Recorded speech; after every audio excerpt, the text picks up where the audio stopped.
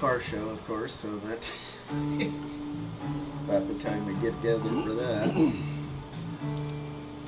This is the KNEB News Extra program. I'm Dennis Ernest, and our program today being brought to you by Jolly Funeral Home. Well, last week on the KNEB Lawn and Garden Show, we threatened to talk about old cars and tractors if people didn't call with their lawn and garden questions. But Jim Newirth is here today, and that's what we are going to talk about, is old cars and tractors, primarily the tractor ride. But since Jim's involved in the car show, we might touch on that as well. But good morning. Welcome back to the studios. Good morning, Dennis. How are you today? I am doing great. All set for the tractor ride? Yes, we're getting the registrations are coming in pretty good now, and that's going to be next Saturday. We're going to start at 9 o'clock. Registration will be at 8. Usually get anywhere from 40, 50, maybe up to 60 tractors. Won't really know sometimes till that morning, but yeah, we put a lot of energy into this, three of us here, and we've got sort of a little different venue this year, so I think the guys ought to find it pretty interesting. Well, tell us a little bit about the route, and you kind of change that up generally every year.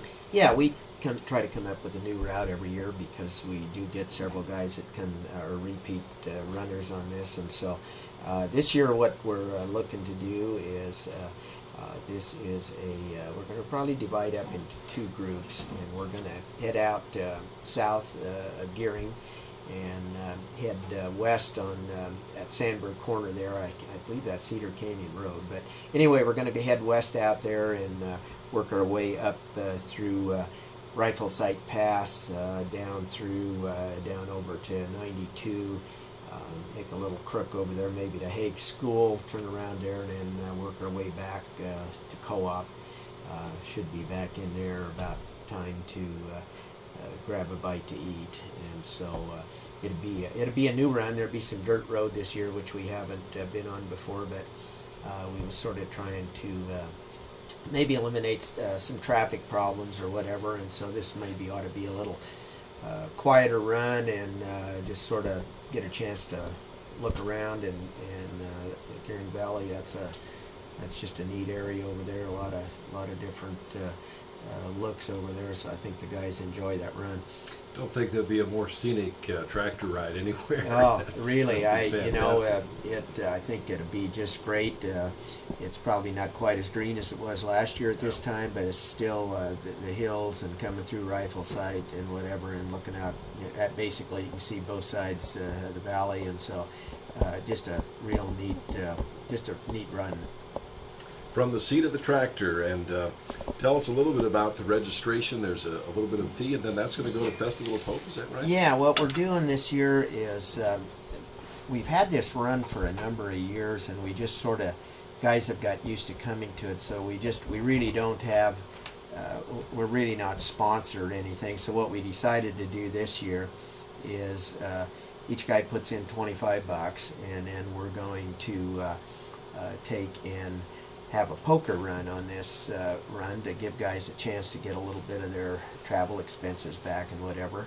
And then what we're going to do with, we don't have many expenses involved. That's one thing we tried to do, is to, guys are used to coming to this, and so we basically have had the word out for some time, and so whatever cash we have left over, then that'll all go to Festival of Hope, and so that's probably as good organization as we could find, because everything goes direct to the people, and I just think it'll just everybody feel good about this, and if we're going to pay the first 3 places, the 3 best hands.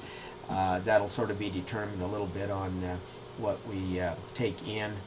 We may adjust that some, but anyway, we're hoping that we can give them a nice little donation at the end of the day. Now tell us about the tractors. New, old, shiny, not so shiny, right out of the field. Doesn't matter, does it? Yeah, we're gonna. You can bring what you want, and that's pretty much what we've had here the last few years. There's been a good variety as far as makes and models. We've probably the oldest tractors we get are early 40s. Have had occasionally some out of the 30s, but what happens there is we they can't keep up the pace. Those road gears and those tractors were pretty slow, and so if you got a longer run, they just sort of struggle to get through, maybe heat up or whatever. But most of these tractors, we'd like to have them run at least 10, 12 miles an hour, and then we'll have some newer models that will be in there, and some of these got some pretty healthy road gears in it. We'll have a family come up from Colorado, and they started probably 5-6 years ago. They fixed up a tractor in memory of their mom. Well, and pretty soon they're coming with 4 or 5 of these big D21 Alice Chalmers, and they've got them all fixed up. They just are really a great family, and they've been a part of the run for a number of years, and so we're hoping it works out for them. I mean, they're going to probably show up here, but that's one family that comes, and then we'll have several guys. We usually get several from the Hay Springs area, and the guys at Lisco that have their run, I'm sure we'll get some people there.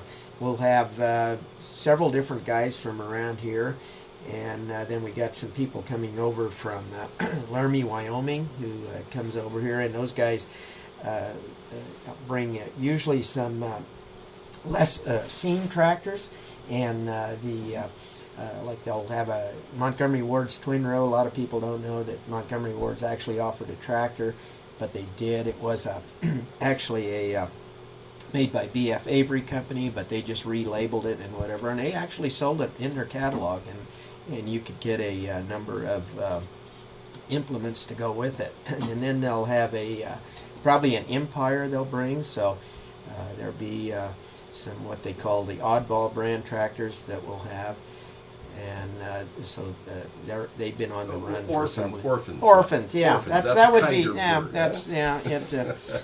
because they consider my brand sort of orphan too. So well, and that's true of a lot of those. Now you're partial to the Prairie Gold. Yeah, it's the thing. Back in before the Depression hit, we had 500 tractor manufacturers. After the war, or after the Depression, I think that went in half, and then after World War II, it sort of got knocked back to maybe 10 or 12, and then once IH left as a separate entity, then boy, we're sort of down to 3 to 4, and they've taken over other models, and they're all grouped under one. So yeah, and it's changed so vastly in the last 10-15 years. It's just hard to believe, but it's also going to be. Most of those tractors now that are out there will probably never be restored, because once the electronics and everything go down on them, they're going to be done. But these older tractors, I mean, they could literally they can go for hundreds of years, I guess, if somebody still wants to be in there and get after them. And the manufacturers have continued to make classic parts, I guess. Oh yeah, they all of a sudden have figured out here that these guys are wanting to keep these tractors on the road, so I think John Deere sort of kept a few more around, and IH kept pretty good around, but now AGCO's got a whole line of heritage parts, as does several of the others, and so it's a pretty simple matter now. If you need something sheet metal, engine parts, whatever, it's pretty much available. You can get it in several different grades and completely finished if you want, so it's something that you don't have to be afraid of not being able to rebuild just about anything.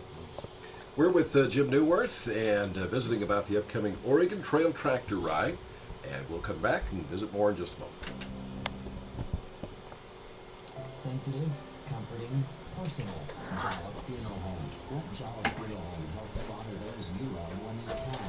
With unmatched service and artistry, our team will help you carry on the legacy of your family members and friends. With over 100 years of experience, we offer professional and personal attention to every detail in the planning process. We also offer advanced planning as a continuation to our services. That's Jolliffe Funeral Home. Our family serving your family for 3 generations. With Jim Newirth on the News Extra program, we said we would bring up the car show because that's front and center this weekend. And Jim, just give us the highlights on that. getting things lined up for that today. Yeah, we just had a meeting last night, and it looks like we're going to have somewhere between 200 and 250 entries, which really brings a lot of people to town. That sort of kicks off this evening with a barbecue and a cruise for cash over at the Civic Center. That everything sort of starts up over there around 4 o'clock. And we'll have you can eat before you go cruise for cash, and then after everybody gets in from the run, then there's an ice cream social there. On Saturday morning, then everything starts up with a parade, get together at 9, and the parade's at 10, and then everybody puts their car on show and shine then up at Five Rocks up there, and then that'll run till 4 o'clock in the afternoon, and so that's a really nice place to host that up there, and it has worked out really well. And at some point here, we've had some connection with some of these bigger shows, and we're hopeful that maybe one of these guys like Dennis Gage or whatever at some point might end up actually attending our show. And the particulars on the tractor ride, you're going to start at Co-op? Going to start at Co-op, and we're going to we'll register there, and we'll draw your first card, and then after our run, we're going to end up back at Co-op probably around between 11:30 and 12 o'clock. Draw your last card, we'll get the hands all laid out, and then everybody can have a bite to eat. A week from tomorrow. Yep. All right, very good. Jim, thanks for coming by. Thank you, Dennis. You bet. And we'll be back with more.